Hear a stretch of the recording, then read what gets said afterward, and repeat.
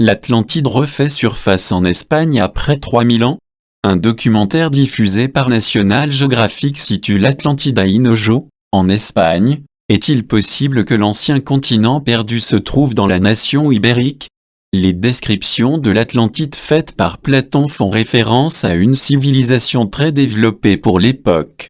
Il était capable de maîtriser la récolte et le bétail, mais surtout, sa connaissance des métaux.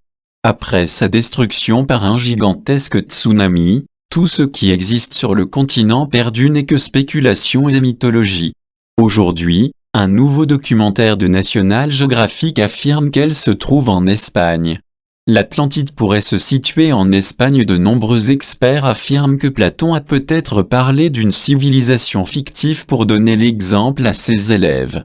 Cependant, de nombreuses histoires anciennes font référence à une cité perdue presque parfaite. Il est donc possible que cette culture soit réelle, de même que son emplacement au-delà des piliers d'Héraclès. Ajoutant qu'à cette époque, c'était la fin du monde.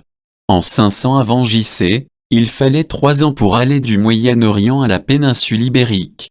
Selon les données de navigation, les navires sont revenus les cales pleines de métaux précieux venus d'au-delà du bout du monde.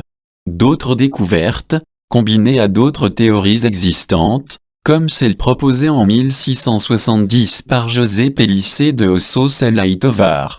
Celle-ci a été reprise en 1919 par les Espagnols Francisco Fernández y González et Juan Fernández Amador y de los Ríos. Ces théories ont été ravivées par les photos satellites de Doñana.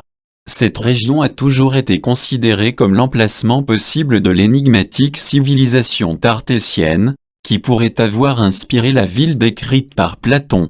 Ainsi, l'Atlantide pourrait avoir été une île située dans ce que l'on appelait une baie ouverte et qui a été ensevelie par un tsunami. Donc elle aurait fini submergée ou enterrée. Ce que dit le documentaire dans un documentaire présenté par National Geographic, différentes idées importantes sont écartées, comme celle de relier les Tartessos.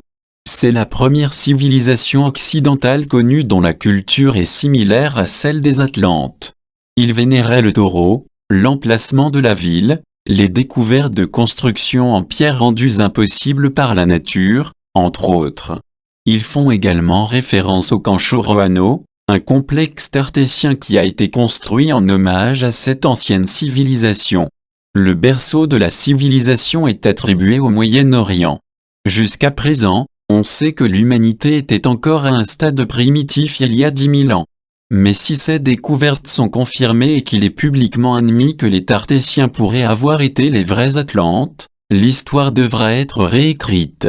Une civilisation qui aurait pu exister pendant des milliers d'années, avec une technologie et un savoir si avancé qu'ils étaient au-dessus de toute civilisation existante connue qui vivait dans ce qu'on appelle aujourd'hui l'Andalousie.